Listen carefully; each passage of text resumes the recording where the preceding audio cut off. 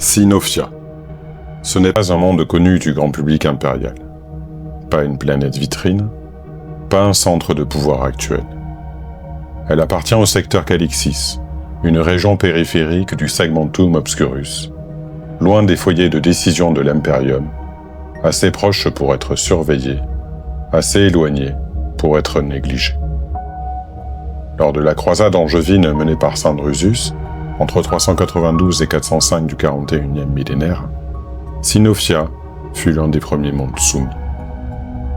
Sa position en fit une tête de pont stratégique, un point d'entrée pour les armées, un axe de ravitaillement, un nœud logistique et administratif majeur.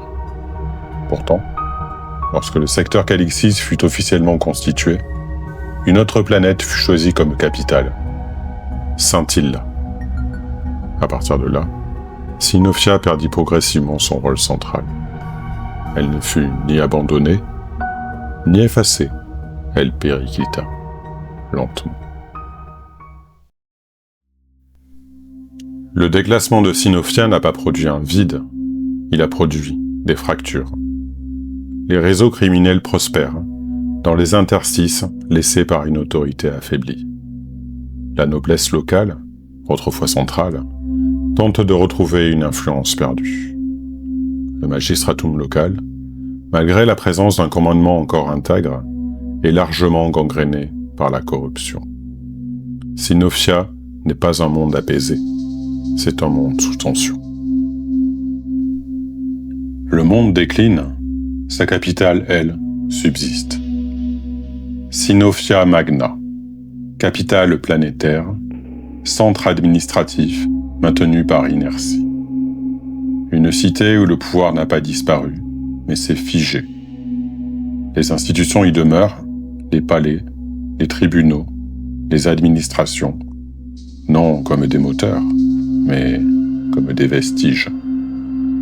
C'est ici que s'exerce encore l'autorité, c'est ici que se prennent encore les décisions, et, autour de ce noyau figé, s'accumulent les rancœurs, les frustrations et les crispations.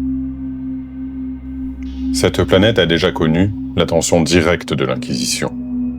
Il y a quelques décennies, un déploiement inquisitorial massif y fut mené. Des expérimentations interdites furent découvertes, des tentatives pour créer des soldats ultimes, des corps humains modifiés, renforcés d'implants cybernétiques et altérés par des éléments d'origine xénos. Les laboratoires furent purgés, des quartiers entiers placés sous quarantaine, et des milliers de vies effacées, pour que l'abomination hérétique cesse d'exister.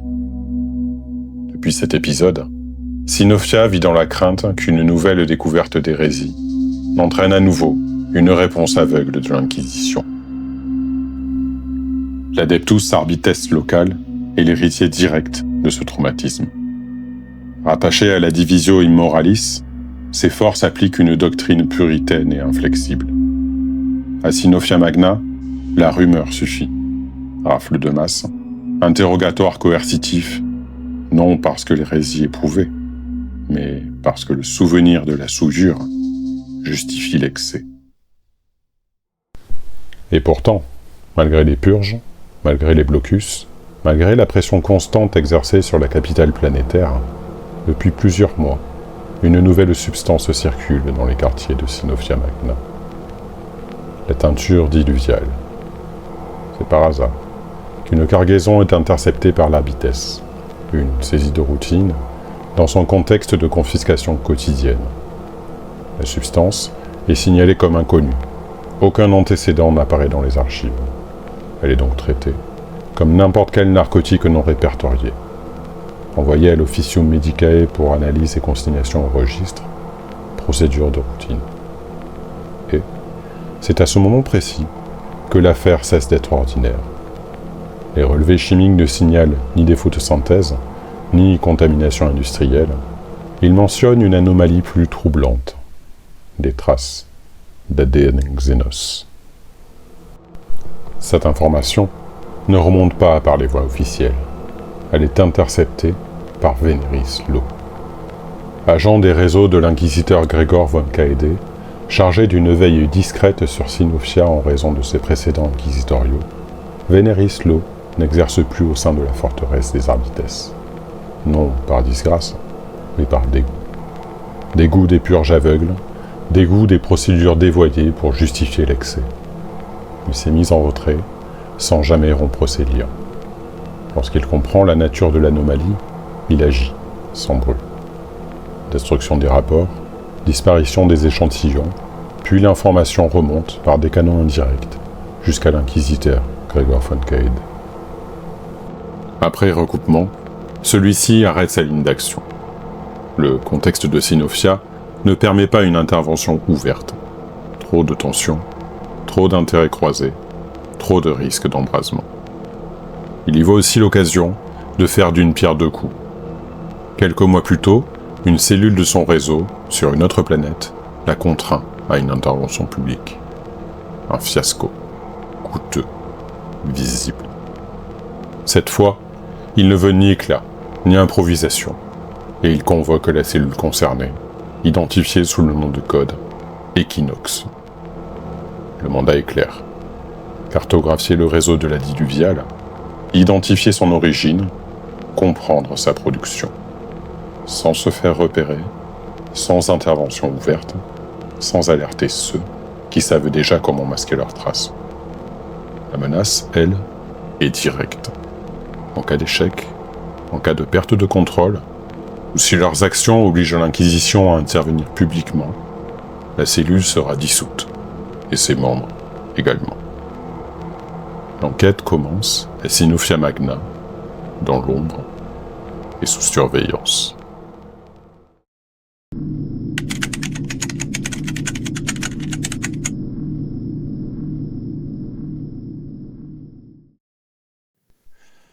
Cet épisode pose les bases du premier scénario d'une campagne bac à sable. Son rôle n'est pas de raconter une intrigue, mais de poser le terrain sur lequel elle va se déployer. Le cadre est posé volontairement très tôt.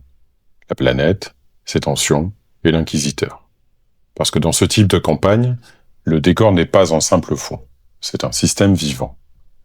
La première position que je prends en tant que maître de jeu, c'est celle-là. Créer un environnement crédible sur le plan du lore, mais surtout crédible sur le plan humain. Et si j'ai commencé par Sinofia, ce n'est pas par hasard. C'est une planète dense, pas lisible, pas confortable. Il n'y a pas de zone stable, pas de clan clairement vertueux.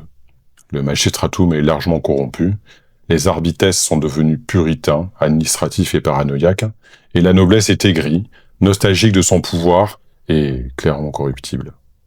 Sur Sinofia, il y a des équilibres précaires et c'est volontaire. Il y a des humains, avec leurs intérêts, leurs peurs, leurs calculs. Le monde fonctionne sans les joueurs, et ils n'arrivent pas pour déclencher l'histoire, ils arrivent au milieu d'un écosystème déjà instable. Ils ne sont pas envoyés dans un monde à sauver, ils sont projetés dans un environnement dangereux, déjà fissuré de partout. Dans un monde construit sur des équilibres instables, le point d'entrée de l'enquête n'est jamais neutre. Sur Sinofia, le point d'entrée n'est pas une apocalypse, c'est une substance. La teinture diluviale. Elle est en apparence une substance illégale parmi d'autres. Pour le monde, c'est une drogue, un trafic, un problème courant. Pour von Kaede et les acolytes, c'est tout autre chose. Parce que derrière cette illégalité ordinaire se cache une hérésie, discrète, silencieuse. Le monde voit de l'illégal banal, les joueurs savent qu'il y a de l'ADN Xenos. Et c'est ce décalage précis qui sert de point d'entrée à la campagne. Une saisie ordinaire, une analyse de routine, et derrière, la présence d'une hérésie silencieuse. La deuxième position méta, c'est l'inquisiteur.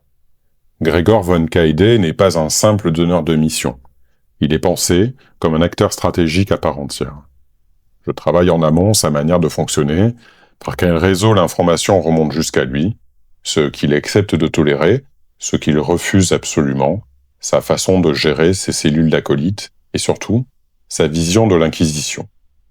Il est loin de la caricature du chasseur de sorcières, et ce n'est pas un inquisiteur qui purifie par le feu par réflexe. Sa méthode, c'est l'immersion. Il accepte de se salir les mains, de s'enfoncer dans la boue, d'observer les tensions, de laisser le monde fonctionner, même imparfaitement, pour comprendre comment il tient debout. L'objectif n'est pas de remodeler Sinofia, c'est de s'y insérer, d'y naviguer sans provoquer d'effondrement prématuré, d'exploiter les failles existantes pour enquêter. La discrétion n'est pas un choix moral, c'est un choix opérationnel. Et il y a quelque chose aussi de plus cynique. Von Kaede choisit la cellule Equinox après un échec. Il les envoie dans un environnement volontairement complexe, instable, dangereux politiquement. L'enquête devient aussi un outil de sélection. Soit la cellule apprend à évoluer dans la boue, à tenir l'équilibre, à composer avec des acteurs compromis, soit elle disparaît. Von Kaede le sait, si quelque chose d'assez grave est manqué, si une hérésie majeure est à l'œuvre, elle finira par refaire surface. Ce monde est trop tendu pour étouffer indéfiniment ses propres dérives. Avec ces deux niveaux, le monde vivant d'un côté, l'inquisiteur comme conscience stratégique de l'autre, la campagne devient dynamique. Elle n'est pas guidée par un scénario linéaire, elle est portée par des réactions, des choix et des équilibres qui bougent. Ce premier épisode n'est pas une histoire, c'est un cadre. Le monde est en place, les lignes de tension sont tracées, l'Inquisition observe.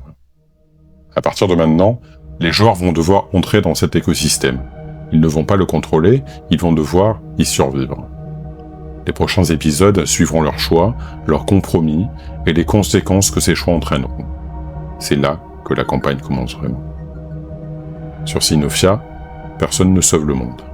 On tente seulement de l'empêcher de s'effondrer trop vite.